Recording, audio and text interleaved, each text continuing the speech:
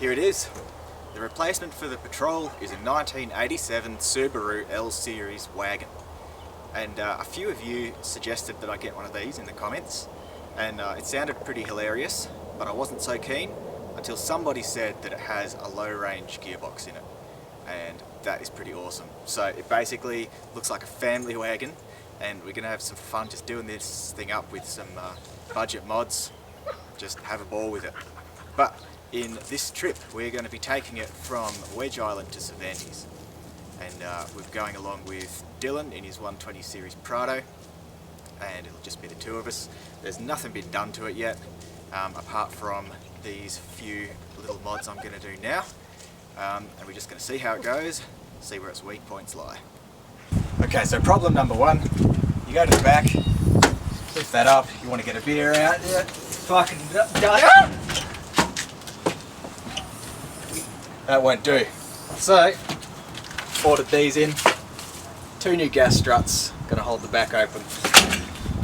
Right, so problem number 2 I've just gone through Macca's, I've got my Sprite, I'm about to go up this gnarly hill climb, things get a bit hairy, the car nearly rolls, and all of a sudden you squeeze your legs together. Ah! So there you go, problem number 2, no cup holders. I'm about to solve that, or else I'm gonna end up looking like this for the whole trip.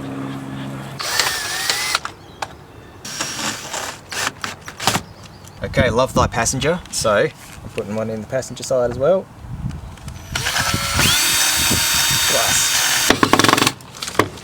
God damn it! Okay, the third issue, not nearly as dramatic. I've got a new phone. I don't want it smashing around all over the car, so I've got a phone holder. I'm hoping also that I'll be able to turn the phone on myself, and then I can talk to you guys and tell you about all sorts of cool stuff when we're driving. So, clean the dash with a bit of wax and grease remover. It's got a sticky backing, peel that shit off there. Smash that bad boy on there. Right, but everybody knows that suction cups are a shithouse, right? And it'll fall off the first time things vibrate, so I'm going to smash a screw in there for good measure. Right up in the dash there. Hopefully this one won't fall off like every other one I ever owned did.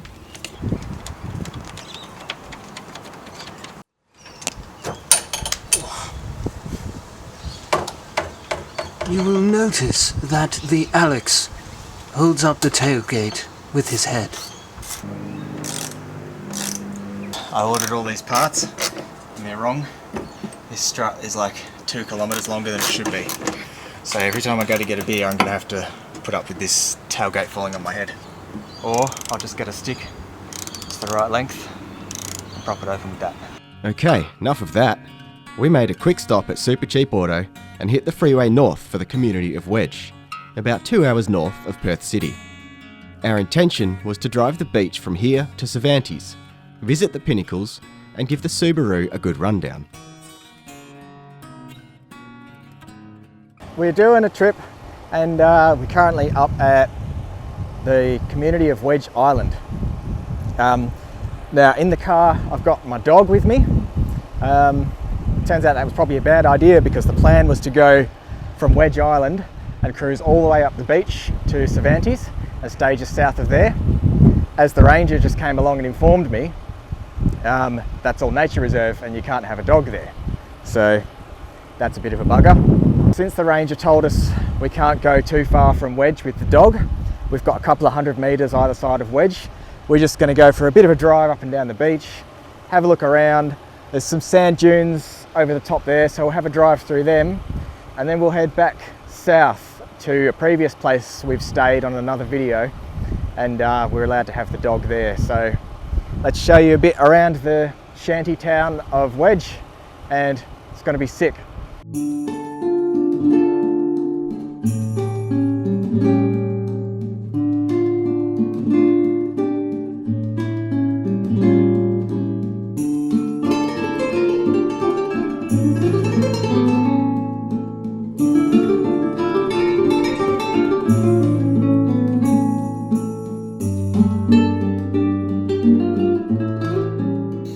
Deflator is it that you're using? I'm using the Fallout stick edition. You can buy them there at the octopus shed for $7. They spelled octopus wrong. Octopus. Fun. Yeah, that's the shit. They represent that shit. Intents Offroad represent. I apologise that you didn't get to see much of the action from Wedge. That will be explained shortly at camp. Now, we took the trip 1 hour back south to Seabird, to one of our favourite camps. Obi, get out of the way, you dumb dog.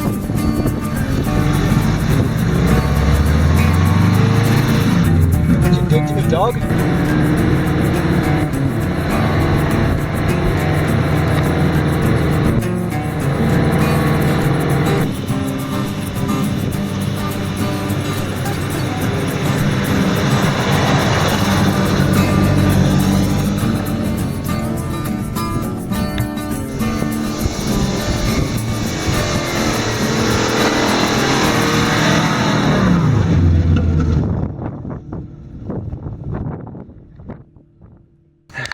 You know what you should say, Alex? What should I say? I just lost my GoPro, so now I'm going to get drunk. I just lost my GoPro, so now I'm going to get drunk. I'm so angry because you might have seen the other video where I started off the video by saying I'm so angry because in that video I also lost a GoPro, and this time the ocean consumed a GoPro with all the footage on it, like all the stuff from Wedge Island, all the stuff from when the Subaru overheated, all the stuff from when the Subaru got stuck in four-wheel drive, all the bits where we were in the surf, and then gone. So I've got this tankard of bloody vodka and coke, and I'm just going to hop on it and forget my worries. You might not even see this video because it might be shit, but then you might. Let's just see what pans out. I want some eyeballs with my sand. We spent the afternoon messing around in the surf that stole the GoPro, and throwing hacky sacks and frisbees, none of which the dog could catch. Speaking of the dog, this is Obi, my new life companion. Obi. Ready? Ready? At this time 7 months old, he's a cross between Blue Heeler and a Border Collie. This is the first time I've been camping with Bo, and he actually has accommodation. And he's got one of those pop-up tents where you throw it and it like unfolds and it lands in a perfect sleeping position. Yeah, you just throw it. I took it! It's perfect. It looks like a wizard's sleeve.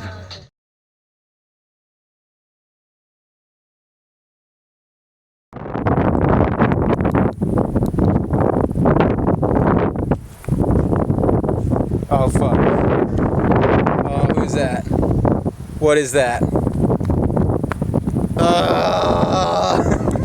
Okay, so I've got no idea what time at night it is even. But you know, we're in some mysterious hut. Standing The bees are oh shit, the bees are waking up. There's so many different bees. We're going. Off the ship. Go on. Ditch something out.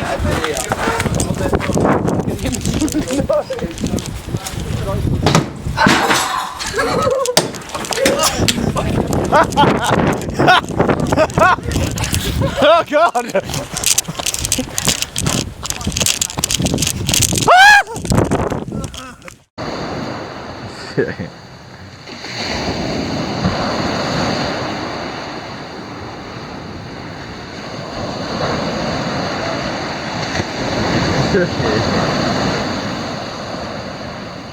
That's way calmer than yesterday.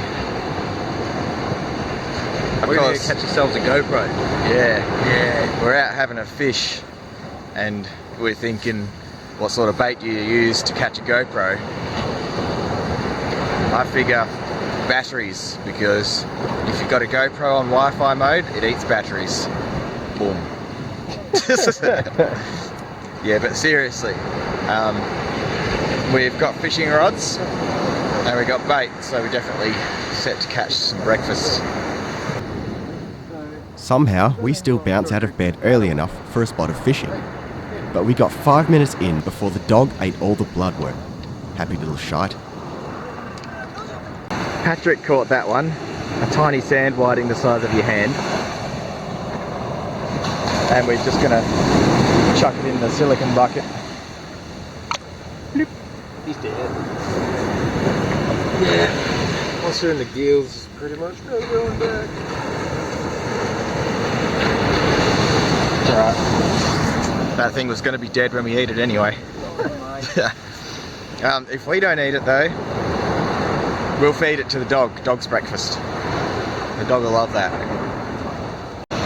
The man's got a fish. Bucket. I bring the bucket. You want the flies? Australia herring. We started to pack up the camp as the day warmed up and checked out the old shacks we found last night before heading out via the easy route. So this is inside the train carriage fishing shack. Hey Jake. Just going through, checking out what's in their cupboards.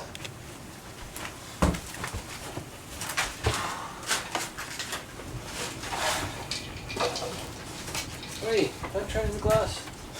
He loves it, but Need some footwear for this dog. Need some little puppy steel caps. Need some little boots. you got these Japanese yellow cups. You found the good China wear.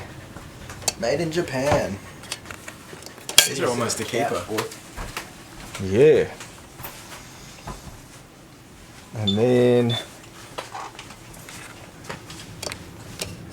down the hallway, there's bedrooms off to the sides and a bathroom at the end. Heat is the major downfall of the Subaru. This kept us from really having a whole lot of fun. We gotta watch them temps, y'all. We've only been on the beach for about 3 minutes and we're already getting up there a bit.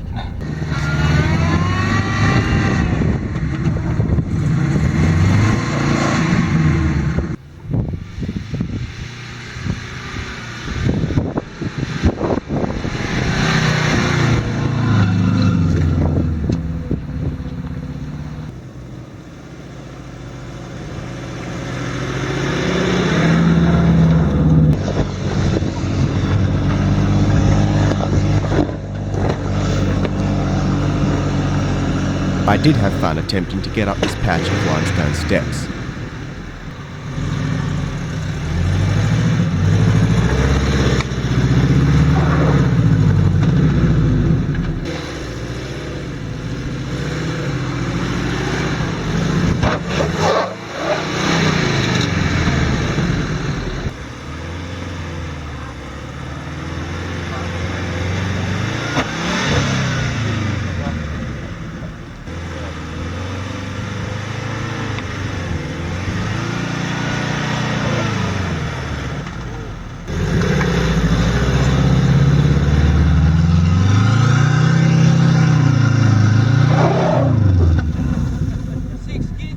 We're making our way out of the seabird area where we camped last night now.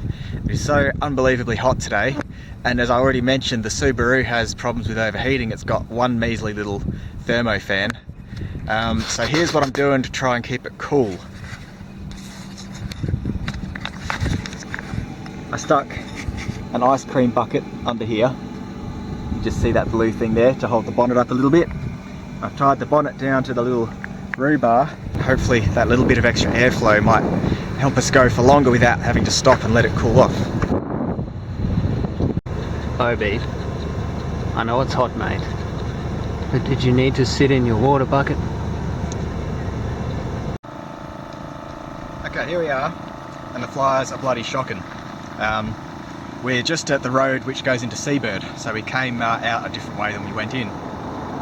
I got a piece of pizza. I'm not going to take a bite out of it on camera because some guy got really upset last time I did that. So to summarise, the trip didn't go anything like what I wanted. I got sad because I lost the GoPro footage, but I think we've made a pretty decent video. The first trip in the Subi, I've learned a lot about how bloody good the Patrol was. Things that I wouldn't have even had to think about in the Patrol were like 5 attempt obstacles. The highway terrain tyres, absolutely shocking, no traction. The clearance, like you run over a tiny pebble and you've got problems. and it overheats and it's hard to get it back into two-wheel drive. But hell, we'll work on it, and we'll put a lift in it, and we'll put some bigger tyres in it, and we'll see how it goes on the next trip.